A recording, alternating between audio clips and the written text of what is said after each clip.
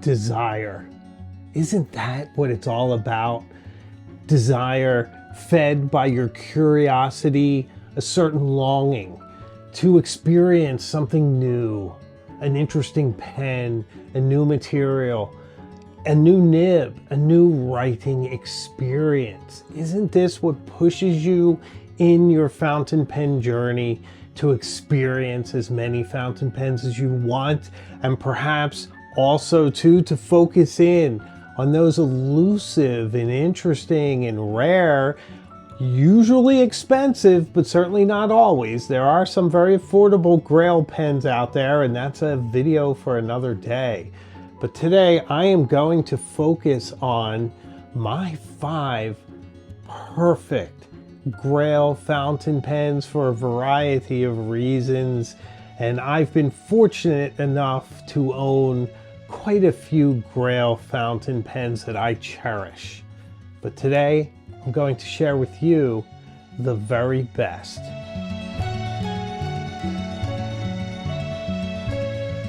Let's begin today with a fountain pen that I could easily argue, and may actually argue, is the ultimate Grail fountain pen.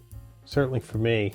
This is the Pilot Custom Urushi in vermilion.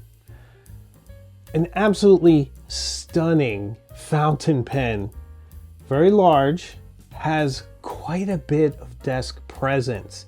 If you don't like fountain pens that scream their presence, that stick out like an exclamation point in your collection, then maybe it's not the pen for you.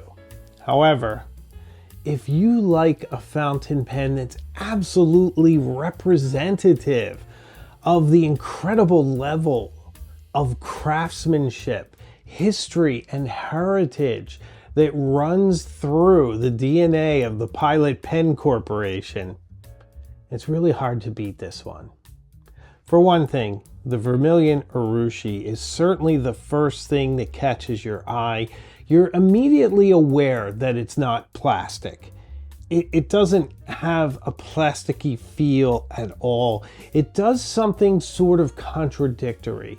It seems to both absorb light and reflect it in this highly polished red surface, almost like some kind of stone, polished stone or coral or something. It has that kind of natural quality, and of course it does, because it's made from the sap of a tree that I cannot pronounce, and it's basically Urushi oil, which is the same substance that gives you poison ivy, but here it's painted on in layers to give this tremendous depth, this interesting character, this incredible saturated red.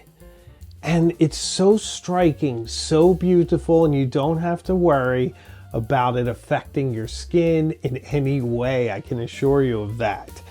Now, one of the great things about it is that this is a decorative style and a substance that's been around in Japan for nearly 10,000 years. So you become part of that history and heritage. So right away, you get a feeling that you're holding an object of art. That's absolutely brilliant. Also, Urushi is very tough. It's very corrosive resistant. It's very tough to scratch, to dissolve. Now, I treat this very tenderly. I hold this very close to my heart. But it is reassuring to know that it's made of a substance that is so tough and so dynamic that it should last well beyond me. This is truly not just the ultimate Grail pen, but perhaps also too the ultimate heirloom pen. This is a pen that will live on long after I'm gone, probably owned by my daughter many, many years from now. And that's very comforting too. Now that would be enough to elevate this to true Grail status. The workmanship, the craftsmanship. But there's more. I sound like an infomercial. One of the things that I absolutely adore about this pen is this incredible nib from Pilot. It gives you such an incredible, interesting writing experience. It has softness. It yields to the pressure on the page. It gives a nice, expressive, and interesting line. It's so precise. It never let me down. I married this pen with Konpeki ink. I think it's a splendid combination. It has a Con 70 converter. Possibly, unfortunately, that's the one area that I feel it falters a bit. It would be nice if there was some sort of Con 70 Plus, held to a higher standard perhaps, for a pen that costs $1,700. This is a true heavy hitter on the price scale for certain.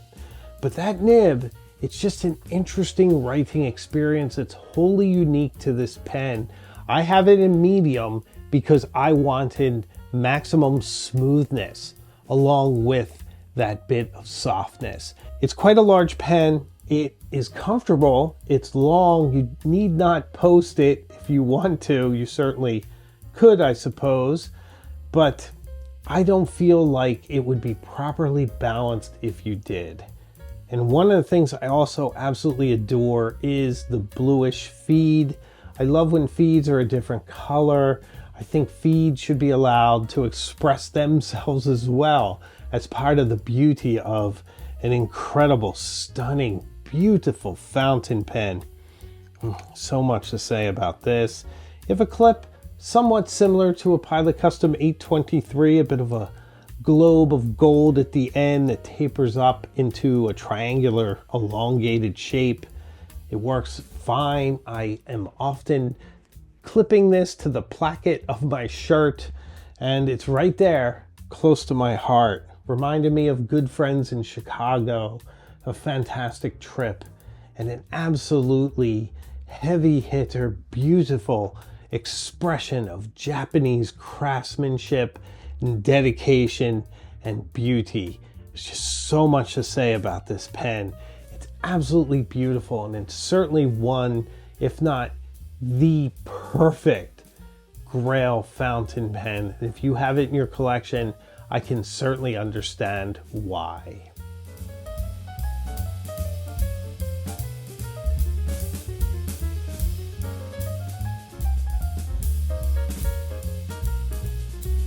My next choice is an absolute benchmark in fountain pens. In fact, just saying fountain pen has probably conjured an image of this pen in the mind of many of you. It is that representative of fountain pens, that iconic a design. Have you guessed it? I'm speaking of the Montblanc 149, which may be, if not the ultimate Grail fountain pen, certainly a popular one. One that many of us are striving toward. And why? Well, that iconic nature is a big part of it. This pen has been produced in this form, more or less, with slight tweaks. Should have never got rid of the ebonite feed, but we'll set that aside. But it's been produced in this form since 1952, so it's been around for a very long time. It has that mid-century quality to it, but as all great things that were done in the middle of the last century, never looks out of date. It just looks more classic with the passing of time. Of course, you have a rather large pen at 149 millimeters long, a bit on the girthy side, but to me that makes it more comfortable, more balanced. It's a pen that posts. Once again, I don't. I am a reformed poster, but you certainly can, but it's certainly large enough to write unposted, and very comfortable at that. It is a beautiful pen. It's made of Montblanc's proprietary resin, which I would rather refer it as. It's very shiny, very polished. It's a nice material, certainly not indestructible or anything else. It doesn't have the legacy or history of something like Urushi, but it's a nice warm material that feels very warm in the hand when you write with it. It's a very beautiful, striking pen. It is vividly black, reflective like a Steinway piano. Just absolutely gorgeous. This one has gold trim, beautifully done. I always nick pens though that don't have a bit of metal around the cap. I wish this one did. Just move those cap rings down just a little bit, but what can you do? Still an iconic design as it is. There are ink windows, more of a suggestion where they are, just to give you an idea that you're eventually going to run out of ink very soon. This one is a piston filler, which I prefer. I love a fountain pen that is completely integrated, that I need not disassemble it before filling it up in any way. I love just being able to dip a nib into a bottle, twisting a knob, and it fills. To me, that's the perfect balance. Can't always get it, but you do get it here. A beautiful mid-century looking feed. Lovely, lovely feeling pen. Now, these are sort of hand finished. They're supposed to take a lot of time with their nibs. I've noticed their QC has been lacking a bit lately, but boy, you get a nice one, a nice example, and there are few pens like it. There is something about the heritage of this pen, the fact that John F. Kennedy used one, many others. Just, you feel like you're part of a long history, a long line of really exquisite writers. They have very slick marketing too. It's easy to fall into that trap. Some of these images of people writing in Italy and whatnot, it's very seductive. But the pen itself is very beautiful. It's expensive. That's the price of entry for this pen. You're fortunate if you can find one new for under $1,000.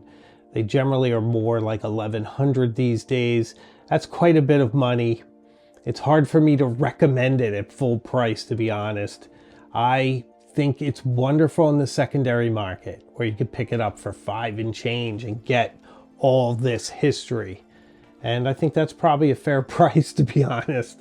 It's probably where they should have priced it. But an exquisite writer, it never ceases to inspire me. Not too many days go by that I don't start missing and longing for one of my Montblanc pens, and more often than not, one of my 149s. I have two. This one I bought in Paris last summer, and I have one my wife bought me that's in medium. This one's in fine. But they are exquisite writers. They're beautiful pens. They fit well in a business environment, and it truly has earned its Grail pen status. And it's irresistible. I have a hard time putting this down every time I uncap it.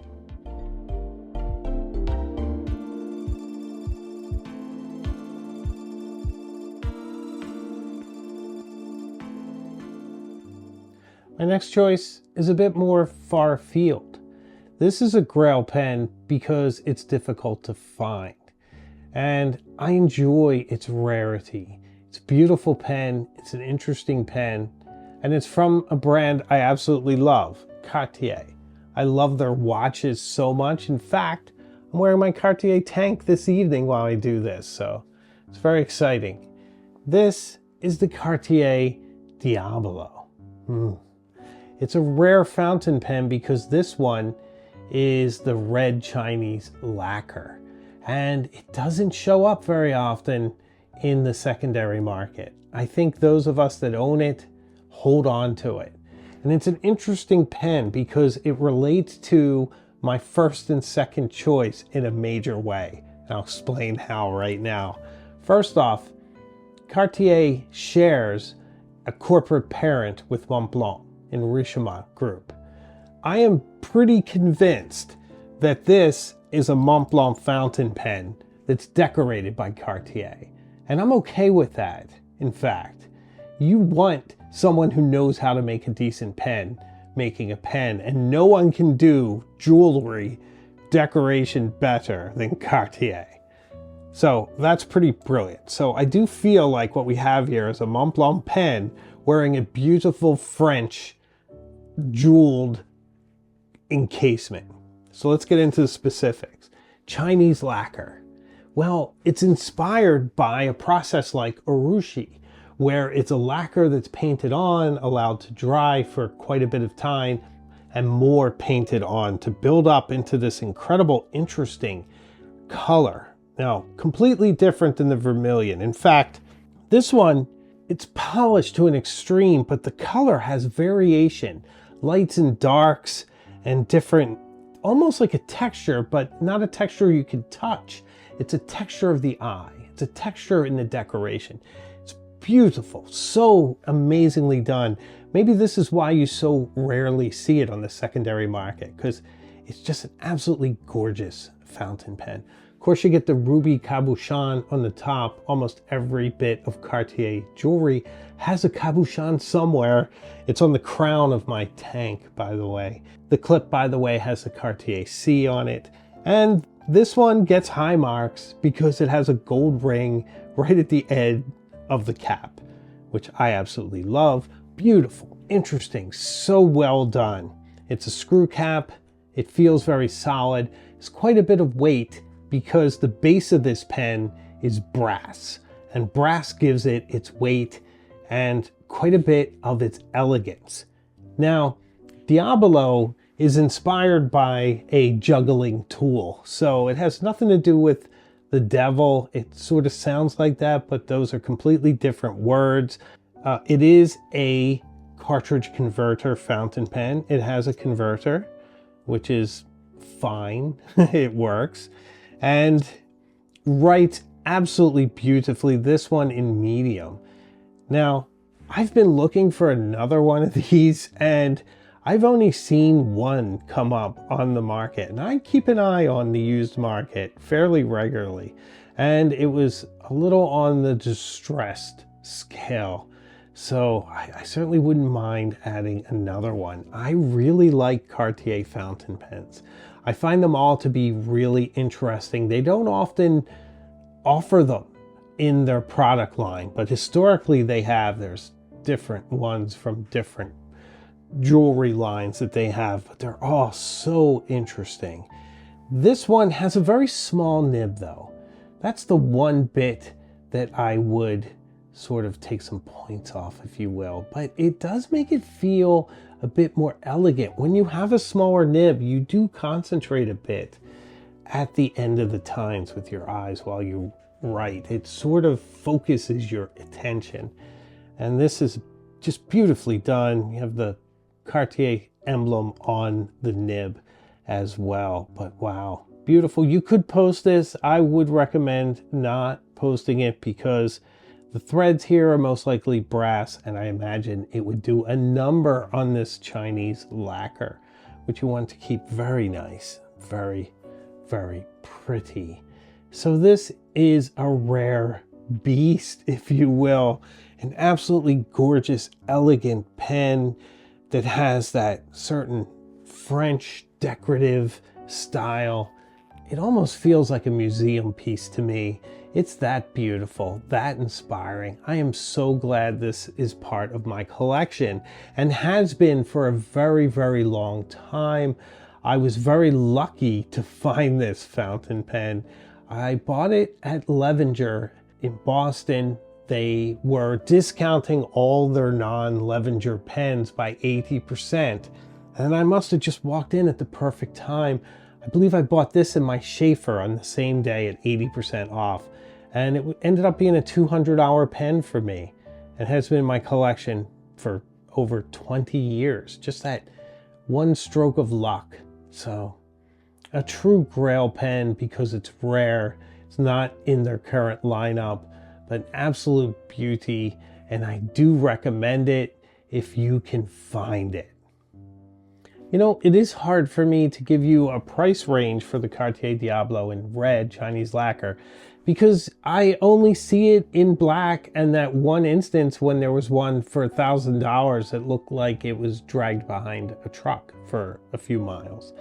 But I would imagine that it would be somewhere north of $800, maybe. Personally, I would love to have another one, and sometimes you just have to pay whatever it is that someone's asking for it if you truly want it. But a bit of patience, you should be able to find one.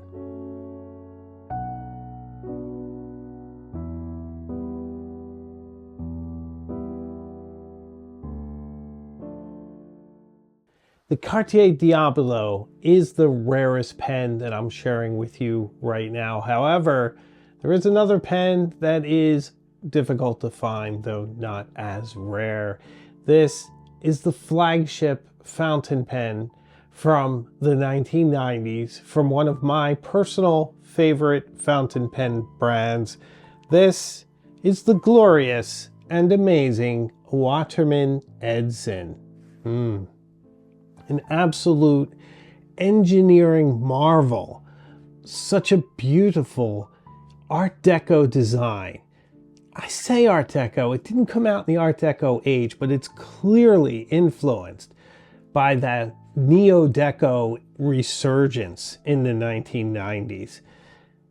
It has those mid-century beautiful elements. The way that this clip is attached to the cap, all beautiful polished gold, and this incredible swoop of the line, how it connects and swoops down and back up in this beautiful oval. And then when you uncap it, you encounter this absolutely glorious integrated 18 karat gold nib with this incredible line that just leads to it, making it look even more sleek and Art Deco in beautiful polished gold. And then the cap is held on by these beautiful little pads, these three that stick up. That's just the perfect elegant solution for a cap to clip on and just easily click off. It's just brilliant. And then the barrel of the pen is two different layers. In this case, shimmering sapphire. It comes in a red and an emerald and a ruby as well, but I love the sapphire. You know I love sapphire ink, and it's great to have it in this pen. It is a cartridge converter. It has the original converter that is also sapphire, both on the knob by which you fill it, and sapphire here at the ink window. That was very much a thing in the 1990s. Many of my converters from those days had a bit of color. It's not always very practical. You can't always tell how clean your converter is, but so what? It's beautiful, it's elegant. And this one has that gold color. Converters were so much better in the 90s, weren't they? We really get shortchanged by converters right now. And also under the hood of this fountain pen is an incredible feed system that's supposed to not ever burp ink, even on an airplane. It's supposed to have this circulating action to it. I have taken it on an airplane and written with it and have not had a single issue with it. So it appears to work, though I haven't done laboratory trials. But it is kind of a tough pen to find, probably not the least of which is that I spend quite a bit of my time hyping this pen up. But maybe hyping is the wrong word. Hyping feels artificial. There's really not an aspect or feature of this pen that isn't deserved. The nib is glorious, interesting, and its own thing. It's quite firm. So if you don't like a firm feeling nib, it may not be the pen for you. However, that firmness gives you a precision that few pens have. And that feed gives you an inexhaustible supply of ink just circulating for you. A glorious smooth slide of ink across the page as you write. It's such an exhilarating experience.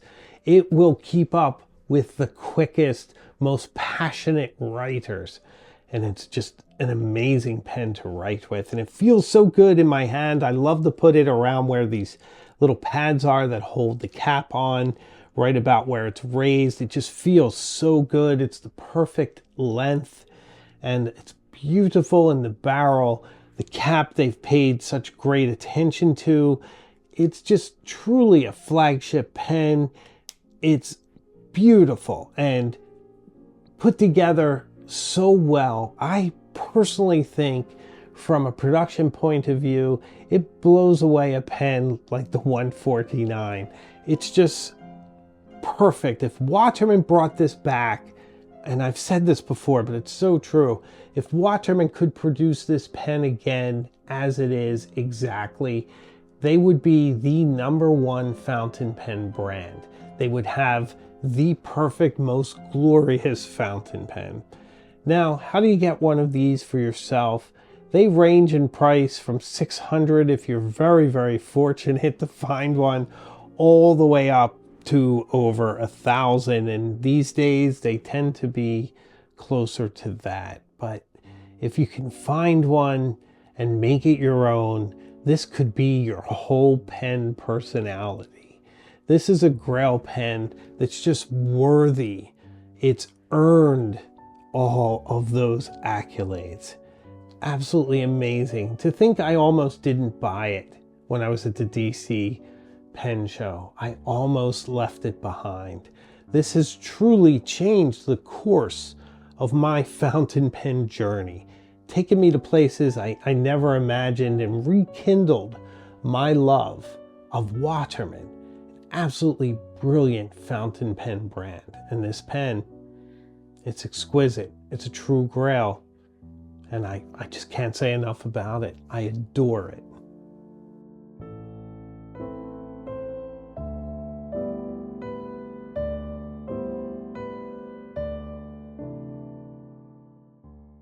Now this is an interesting choice. This fountain pen was literally created to compete with the Montblanc 149, and from a brand that's also from Germany. This is the Pelikan M1000, the flagship pen of the regular production line for Pelikan. And wow, you get quite a bit of pen with this one. It is a true Grail. And it's not the cost that makes this a Grail pen, in my opinion. These can be had from $700 on up. They do go on sale from time to time, so if you're patient, you can find one. But what makes this a true Grail? It's because it offers something that only it has, and that is this M1000 nib and its incredible softness. It's such an interesting writing experience. You don't get line variation per se, but you just get a very pleasant feel.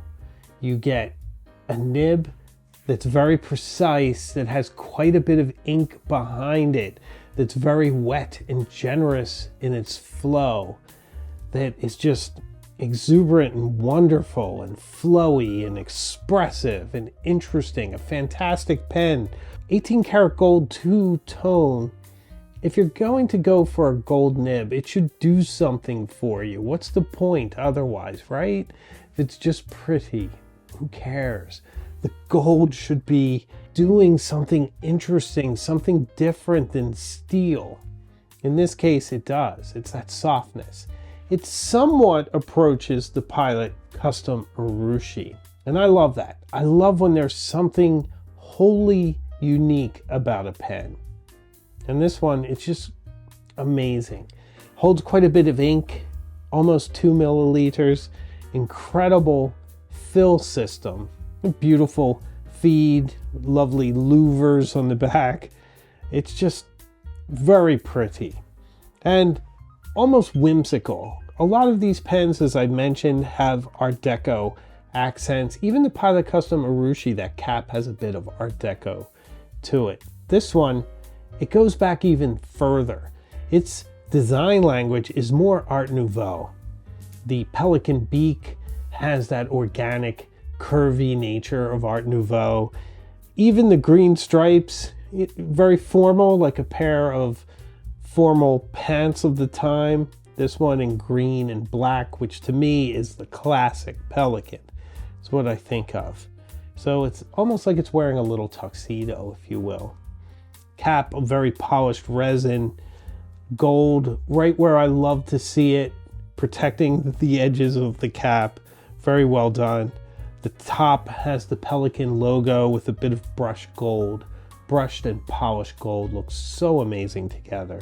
The decorative style on the nib is pure Art Nouveau with the curvilinear shapes and the stylized Pelikan.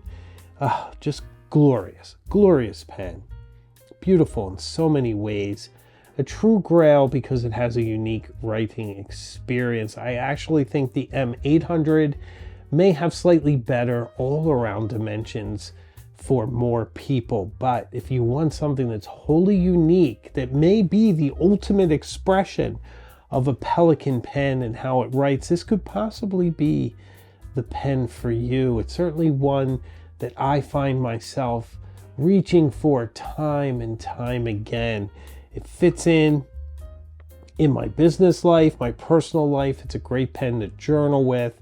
It has beautiful desk presence. It's inspiring in its beauty. The decorative elements are all interesting. They really shouldn't go together. The beak shouldn't work. It's a silly idea for a clip. And yet here it's absolutely magnificent and inspiring and fun. And pens should be fun. They should always have an element of fun. Yeah, you know, you can tell, can't you? My connection with this.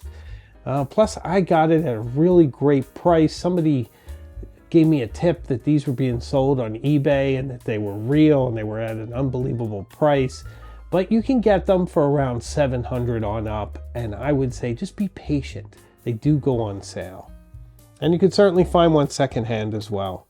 But a true grail, a true object of desire, a true pen that gives you something a little different than the ordinary. And I'm here for it.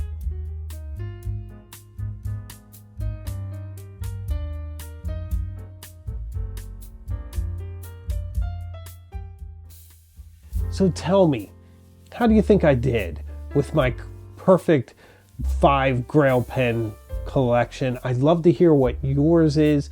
Please let me know in the comments. And if you enjoyed this video, please subscribe. I'd love to have you on this journey with us. From the fountain pen, we can and do go anywhere and everywhere. And if you'd like to support the channel even more, there's a membership group, and for Illuminati and Cognoscenti members, we have a pen pal group, and everyone gets their name in the ending credits. So I'd love to see you behind the scenes. So I make new videos each week, and I have a live show as well, so I can promise you we will see each other again as we go through fountain pen, inks, journals, and journaling content. All sorts of interesting and inspiring ideas. So I look forward to seeing you again next time. Take care.